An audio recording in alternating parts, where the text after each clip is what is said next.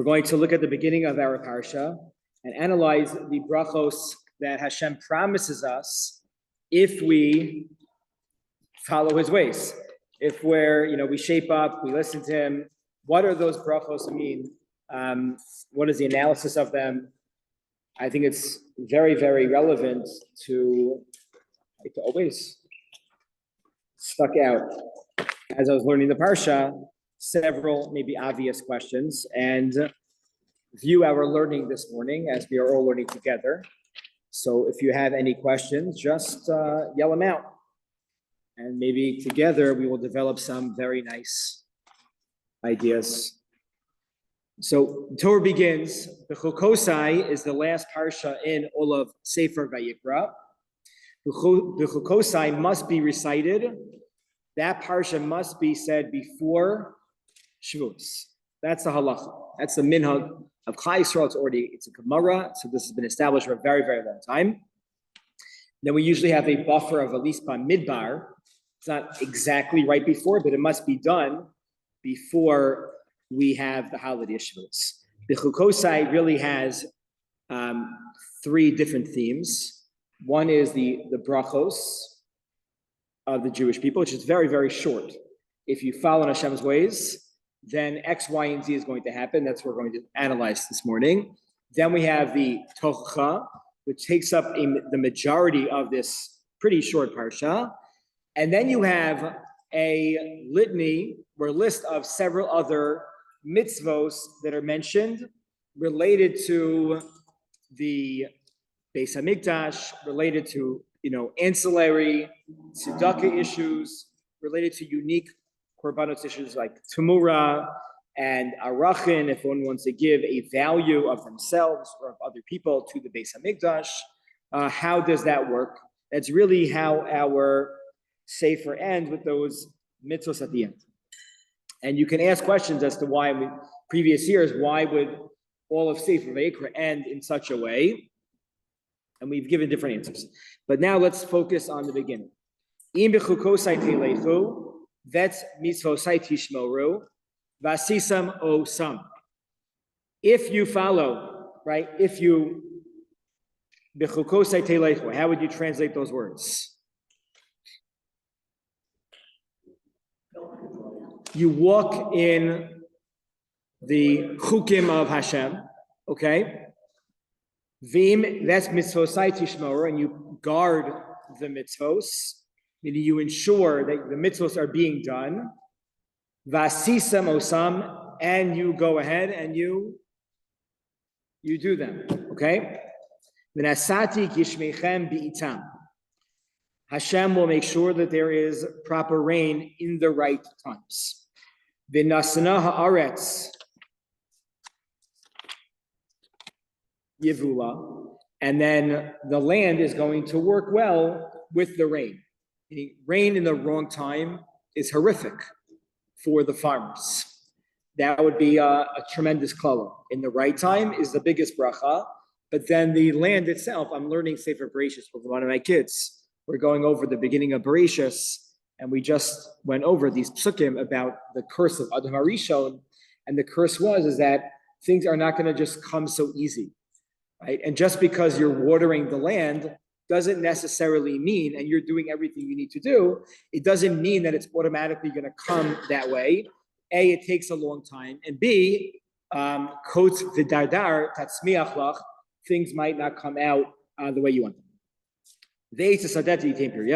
So the land itself is going to grow properly and in the right time, and the trees in the field will yield their fruits correctly.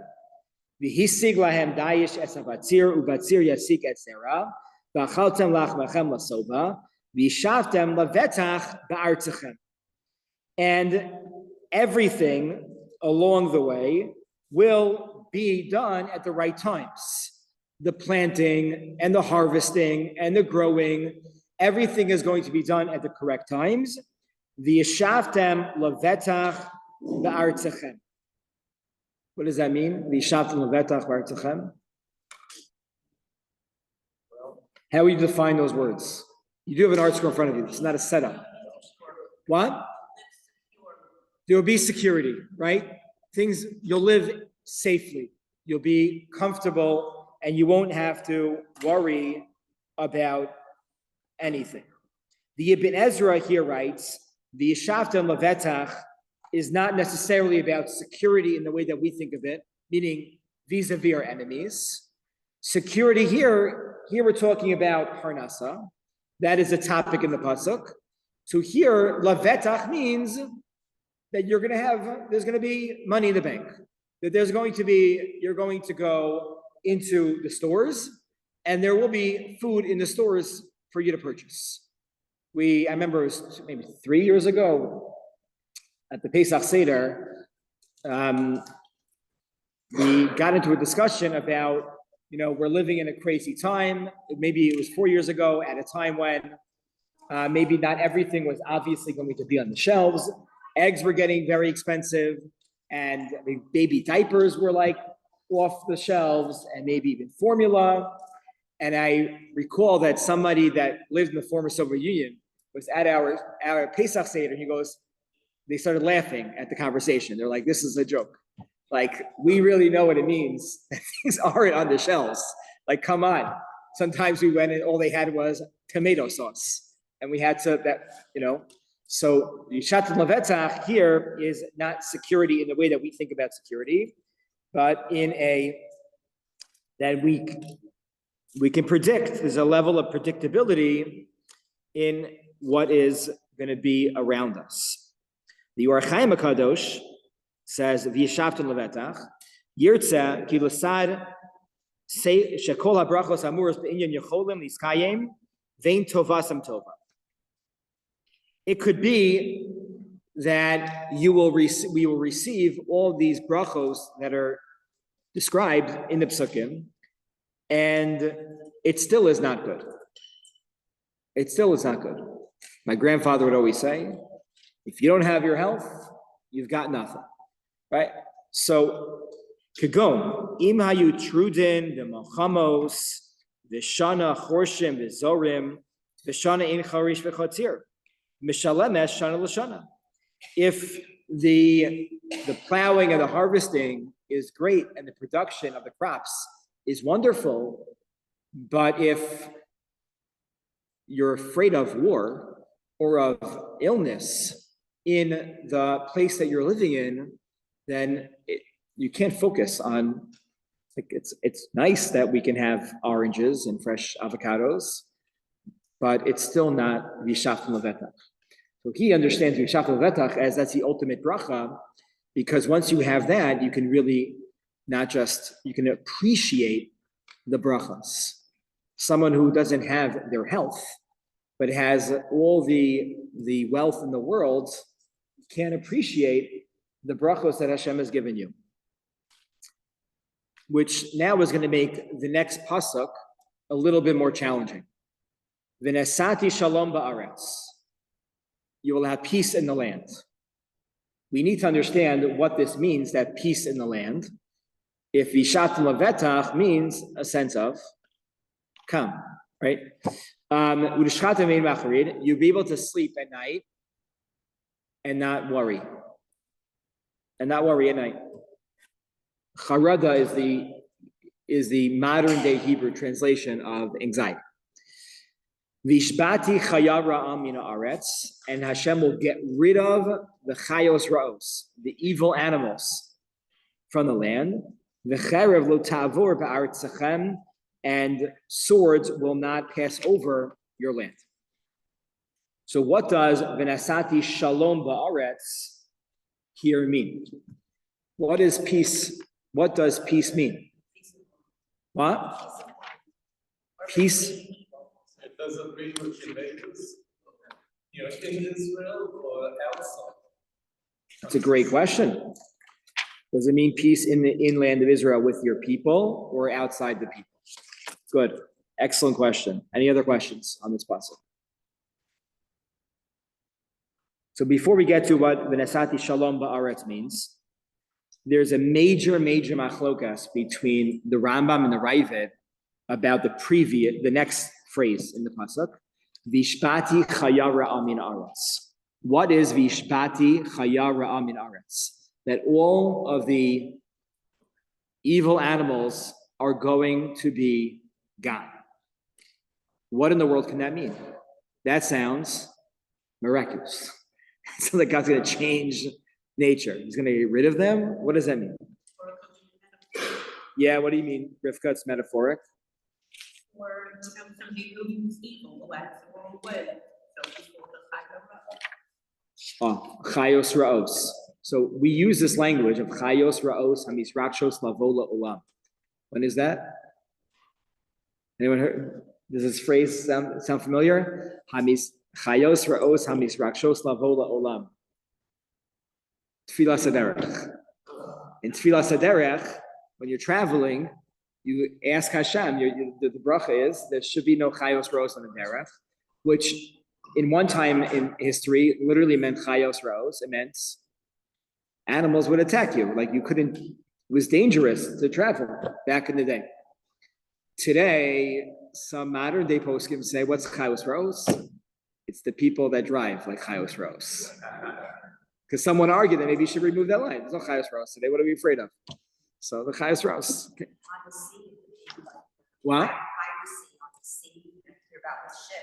Yeah, so piracy on the sea. Yeah, it could be that. So the Rambam here writes, Al Yala al Halev Shebiyemos HaMashiach Yevato Davar Mimnahago Sha'olam. It sounds like there will be no animals that will attack anymore. They'll be gone. So the Rambam says that is impossible. During the times of Mashiach, the nature is not going to change. But what's going to happen? People will change. There will be peace in the land. Vishbati chayara amina aretz is allegoric to tell us that there will be peace amongst everybody. That different umos ha'olam will be able to live together, and there will be safety amongst the entire world. That's what did you say, honey? Halavai. The Rabbi disagrees, not with this, the dream, the vision, but the pasuk.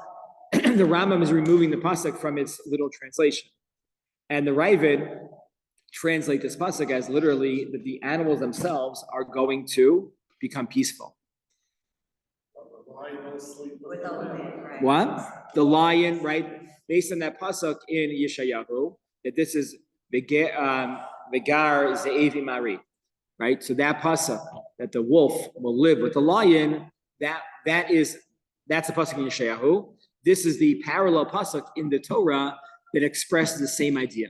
The Ramban agrees with the Ravid that here you have a machlokas on this pasuk. Yeah. Can you interpret this just like in Eretz Yisrael, they also rest of the world? What do you mean? In other words, you can interpret this not only Eretz Yisrael, but let's say different countries in the world. If you would listen. Oh, so v'nasati shalom ba'aretz refers to Eretz Yisrael. V'shpati chayarim chayara min haaretz refers to, like, now that's more global. I'm maybe interpreting all these psukim. Yeah. To the whole world as well as Eretz Yisrael. Okay, we didn't get there yet. But we'll see that that's going to be a little bit of a discussion here. Who exactly this is referring to in this pasuk? Okay, Rashi here says, what does it mean? V'nasati shalom ba'aretz. There's shalom in this land. So says Rashi, you can see it in your Chumashim. Rashi says, Shema Tomru Hari Meichal v'Hari Mishta. You might say that there's food, right? This is building off of the brachos, that there is a lot of food here. Everyone should be happy. In ein shalom, ein klum. If there's no shalom, there is nada. There's nothing. Talmud lomar achal kol zos v'nasati shalom ba'aretz mikan shalom shakol keneged hakol. Shalom is equivalent to everything. V'cheinu omer oseh shalom uvorei as hakol. Right? If you make peace, you create everything. Without peace, there's nothing. We can have all the plenty in the world. We could be a startup nation. But without the peace, then it is still, it's still not going to work. Where Moshe Feinstein, quoting Rashi, says what exactly is referring to. There's really two different types of peace that are out there. Rabbi D actually spoke about this on Friday night. Rabbi D has a book that he wrote, I think about 10 years ago. It's after the tragedy happened with his family last year. I Googled him. He couldn't have come out of nowhere. Meaning, what was his experience in his life? What did he do up until this moment where now he is inspiring so many people? So that he had a book on Amazon. I purchased the book. It's called Transforming the World. And in the book, he focuses on peace. I think very creative ideas about Torah. He uses a lot of his business background in this book itself. And he spoke about peace, how he really believed peace is achievable. But he writes that there's two different types of peace. In Hebrew, we only have one word, shalom. But in English, you have peace and you have harmony. And he thinks that when we use the word peace, like, just in the world, it's not what shalom is. The way that the world defines peace, that really is lack of fighting. If everyone just says, okay, put your swords down, no more fighting. Right? You have two kids killing each other on the bus, or beating each other up on the playground. So your first job as an educator, right, if you are there, is to just separate them, right? Separate them. Are they living in peace now? Right. So in the world, we say this is first grade Mora for boys. So separating them, the world says that's peace. Look. Yankee is not fighting with Yitzi. Look at them. Look. Oh my gosh. Right. And you see, they're like rolling their eyes at you. And this is how we the world is rolling their eyes at everybody else. And the higher level is harmony. That's real shalom, is when people can really, those two boys can then go ahead and play together again peacefully and not kill each other. So Rav Moshe says, Hine shalom zeh lo kai al shalom mi bachutz shelo yihu mechamos shal oive Yisrael min ha'umos. V'yishavtem levetach means we're gonna have security. V'yishavtem levetach means that we will have armed forces at the borders of Israel, and we can the people that live in Israel can sleep safely. That doesn't mean that's not shalom. That's not harmony. That's peace. No one's gonna, from time to time, but they're gonna still want to attack us. Then it's not the shalom ba'aretz means that now nobody is going to want to fight against us. Okay, that is one interpretation of promotion. That's a higher level. There's two different levels. The second point Ramosha means is that this is not referring to wars and to foreign enemies from the outside. Rather, this is referring to shalom internally amongst the Jewish people. Right? This is not external, but internal. How do we respond? Is there an internal understanding amongst the Jewish people that we don't have to agree on every single point in politics, but can there be a certain level of harmony amongst everybody, amongst all of us, and a certain level of respect amongst all of Klal Yisrael? That's v'nasati shalom ba'aretz, right? So two interpretations of what it means. Yeah. Just the concept of harmony, like when peace, when you hear that Yeah. playground. I want to say harmony doesn't. No, but if you have a better word, it's right. I'm happy to change. So the playground thing, the two boys are separated, they're not at peace. Yeah. And they're just separate, so they're not at war, as you said. But harmony, when you think about it musically, is no one really does, like if someone sings harmony to something, you're not really harmonizing unless someone else is singing a different part. And so that the whole idea of harmony means that the various groups don't lose necessarily their entire independent identity, but they can blend together. So there is a pocket difference, so that, you know, to come to a world of peace and harmony is not just that they're not killing each other, Yeah, but they are really blending and complementing. they're working together. Everyone has their own skills. There's a story of Rabbi Soloveitchik that he was once invited to go to the Boston Symphony. And he asked at the end if he can speak to the musicians. And he went over to the drummer. The guy on the drums had just hit his drum 4 times throughout the entire thing. Boom. And he said, with all due respect, you get paid the same amount as everybody else. But he was being facetious. His point is that of course he did because that value added, it's not just the beating of the drum, but it's the timing and it's working together that makes this all not into a, from a cacophony into a symphony, into a harmony, and that is so important. It's a great point. Yeah, Yossi, what were you saying? Shalom is one of Hashem's names. Correct. So it could be that Hashem is saying that everybody will be taught, and that's again harmony. That is right. So we're going to get to a point. Okay. Yeah. I guess also when you speak about shalom,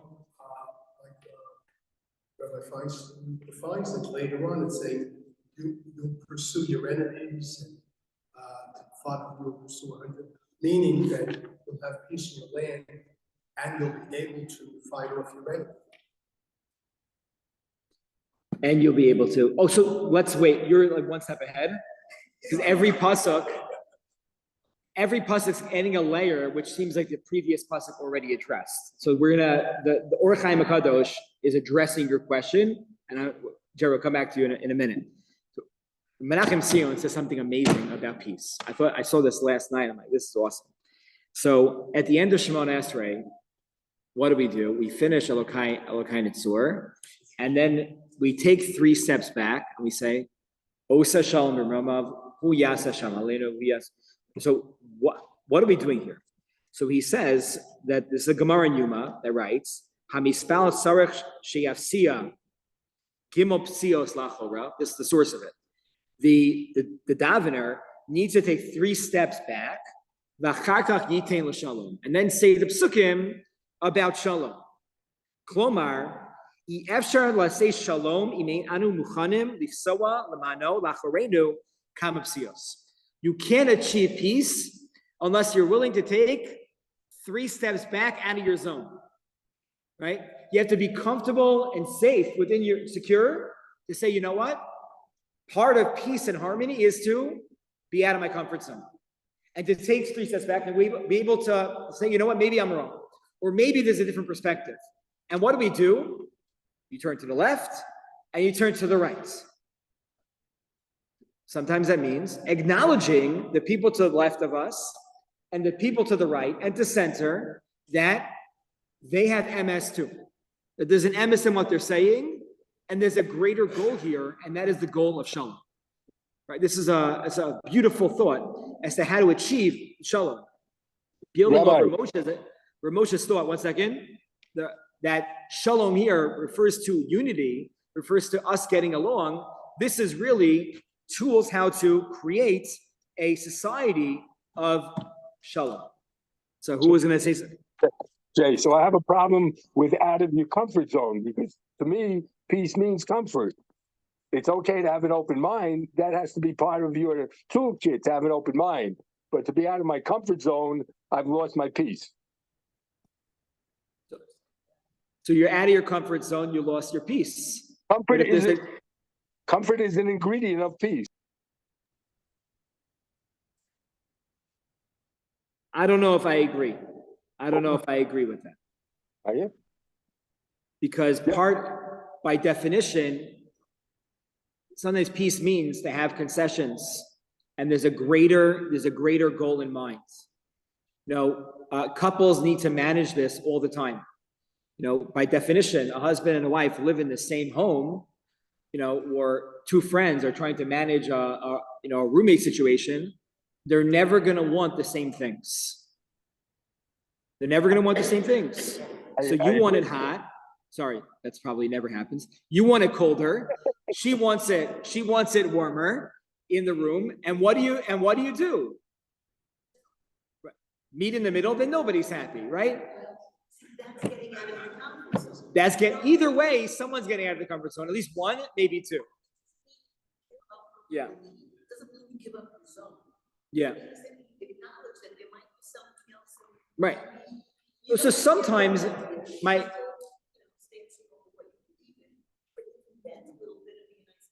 yeah. Doesn't mean you give up what you think. No, it doesn't mean you give up what you think. No. But sometimes it means physically be uncomfortable.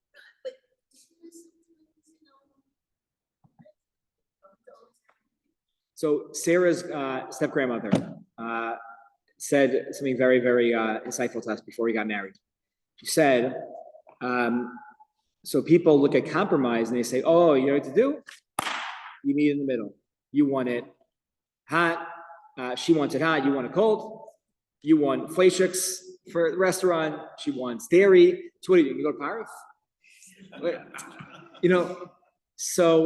So sometimes compromise means, yes, you meet in the middle. But sometimes when you meet in the middle, what happens?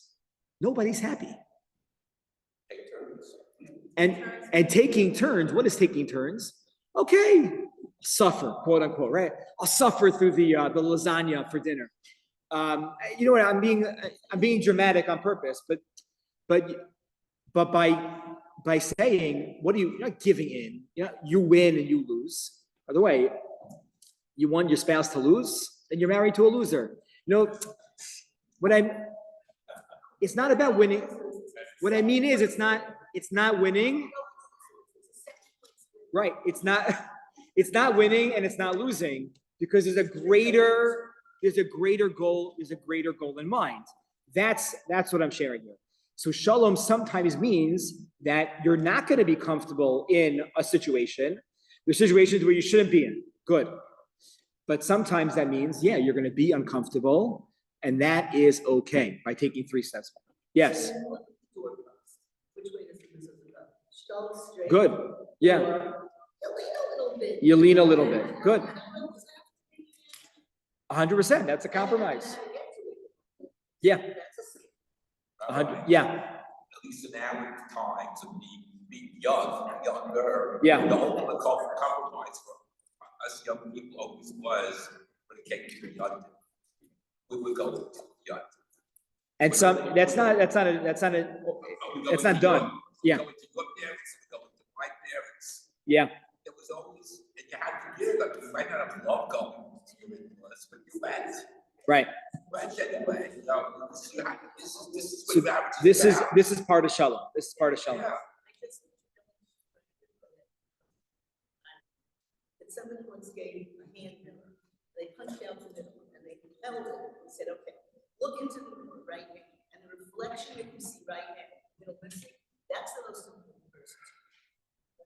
That's who has to be the most important. Now you get your standing opposite. Oh, okay. Okay, And they said the reflection that you see right this minute. Yeah. They're in the same. That's most important. That's the most important person. And And to them, it's the same. and same thing. Yeah. So there's a greater shalom bias, right? There's a greater goal in mind. Even Hashem says, you can erase my name, which is this very serious violation when it comes to shalom bias, to ensure that there is peace and there's trust in the home itself. Okay. Next pasuk. V'cherev lo ta'avur ba'artzachem. There will be no swords in your land. Now, based on this, we go to the next pasuk. Pasuk zayin. Uredaftem es oivechem. You will chase your enemies. V'naflu lifneichem l'charev. And they will fall before you by the sword. By the sword. Now, what Anyone have any trouble with that pasuk? Any bother you about this pasuk? What? If there were no swords. Why would there be no swords? It just said there were no swords. Great, great. So then if there were no So- swords, how would you- You're asking the question of almost all of the Mefarshim here, which is we just had a promise of shalom. If we just had a promise of shalom, then what are swords doing here? And what are we talking about? Enemies. Enemies? I thought there are no enemies. And then the pasuk continues in Ches. Radfu mikem chamisha me'ah. 5 of you will chase 100 of them. And 100 of you, of us, the Jewish people, will chase 10,000 of them. And they'll fall before the sword. What are you talking about here? The Torah just said, Jerry, this is your question. This is your implicit question from before. The Torah just said that there will be shalom in the land. So what are we talking about? What are we talking about over here that there's going to be swords and enemies? I thought we are done with all of that. This is an explanation of how we get to shalom. Oh, so this is an explanation that we're going to have to knock down the enemy. And then, so Yossi, you're going to have to read the psukim a little bit backwards. Okay. No, the Torah is not going Okay, so that's it. Meaning there's sometimes we have headlines. There's a headline, that's like the previous pasuk. Previous pasuk is a headline. There's going to be peace, colon, right? Add colons. And then, oh, how do you do that? We're going to have to show our enemies that we're strong, right? And when we show them might and power, they're going to give in, and then there will be shalom. I'll share with you some of the Mefarshim's translations of these psukim. And you'll see that they're very much bothered by this question. The Netziv writes, V'naflu lifneichem l'charev, afago shelo yeh b'yadchem charev. You have no swords, because it's already peace. Mikol makom yiplu lifneichem l'charev. You're going to have the feeling. You have been fighting your enemies for centuries and for millennia, year after year, month after month. And now you're going to feel like they're just going to fall before you. But he says there's really no swords and there are no enemies, but you're going to have that feeling that they are just going to be afraid of you. And that's what the pasuk is describing. So is that peace? If somebody's afraid of you? Right. Is that real peace? Good. Yeah. They're just acquiescing. Right. But there's a level there. Right.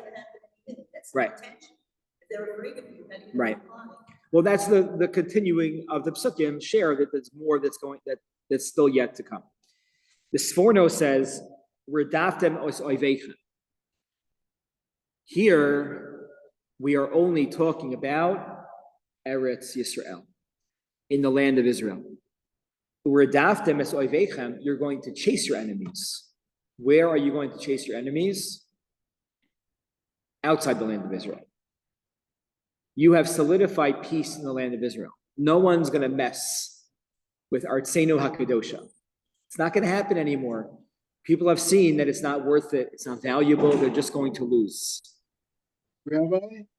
We're daftem, 1 second. As vayvechem chutz levulchem.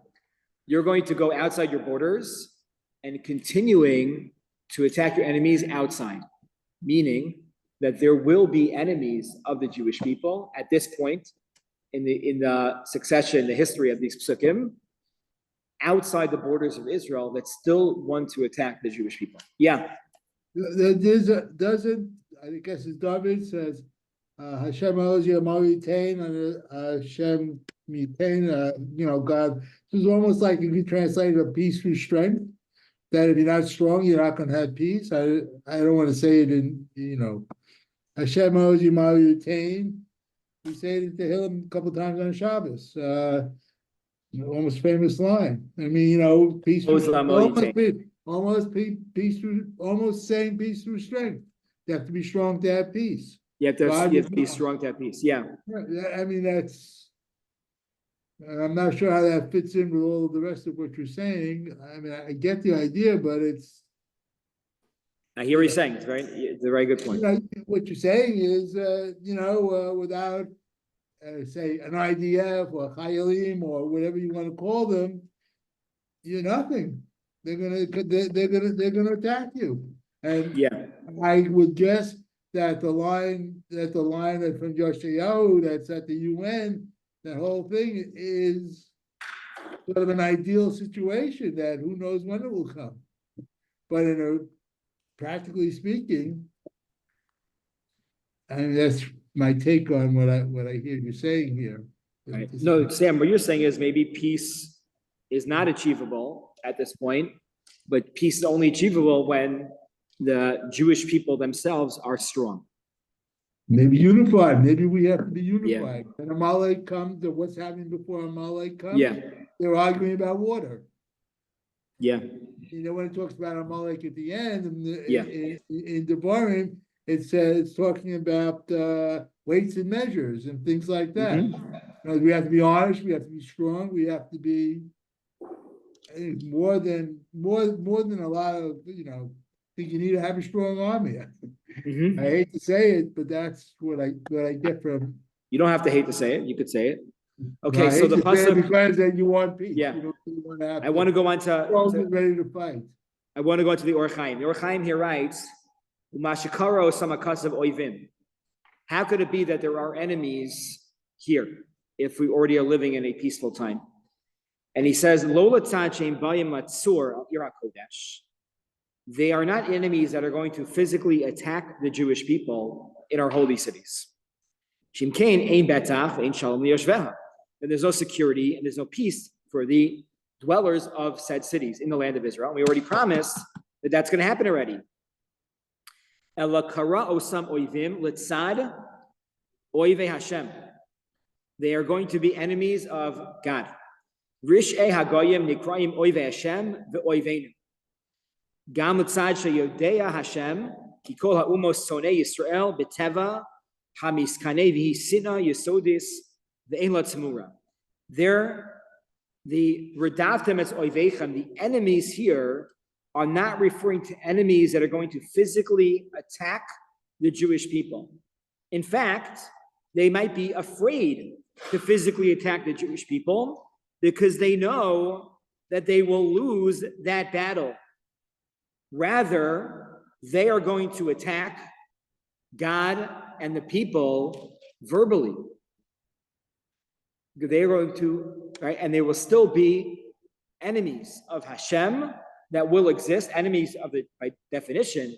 Hashem and the Jewish people will exist outside of our borders and all over the world at this point. And our job is, v'naflu lifneichem l'charev, they should fall before us l'charev. Rav Sternbach makes a great point here. He says there are two ways to say that you will attack them with a sword. So he says, if the pasuk wants to mean that you should physically go out and search them and attack these oivei Hashem with the charev, then the pasuk should have said, "V'naflu lifneichem bicharev," with a sword. Licharev means that it should be that when you chase them, it's like you're chasing them with a sword, but not physically with swords. Meaning, you need to fight them and engage with them in a way that's going to subdue them, and that's usually not right with a sword. That's you have to fight might with might. The way that they're attacking means we need to, if they are attacking in a certain way, then we need to consider going that same route, not with the physical sword, but chase them in the way that you need to get them. Yeah, Karen? There's a saying that says, words cut like a sword. Words cut like a sword. Yeah, right. So there's a lot of psukim in Chazal that refer to like words themselves, or tefillos. The psukim in Vayechi refer to tefillah as a sword. That is a way for us to daven is through sword. Then the psukim, conclude this before we get to the klalos. The very last pasuk is Fanisi Aleichem. Actually, just in our aliyah, Fanisi Aleichem Ifreisi Eschem, Yerbeisi Eschem, Vakimosi Es Brisi Itzchem. Ufanisi Aleichem.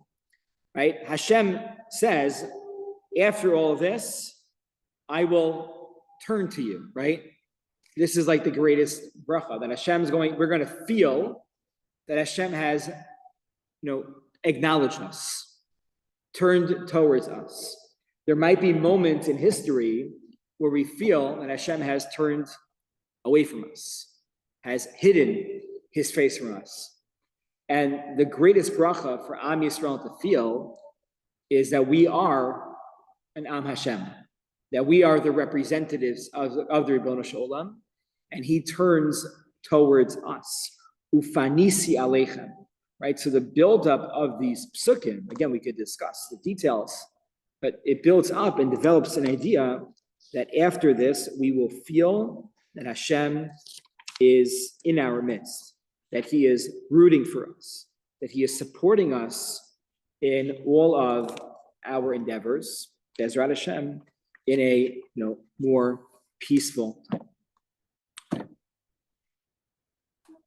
With that, we conclude. Wish everybody a wonderful Shabbos. Just really some thoughts about the psukim. We read these psukim every year, so it's hard to know exactly what's going on, but we have some maybe new definitions of what peace means, harmony, and the Shaftem Leveta.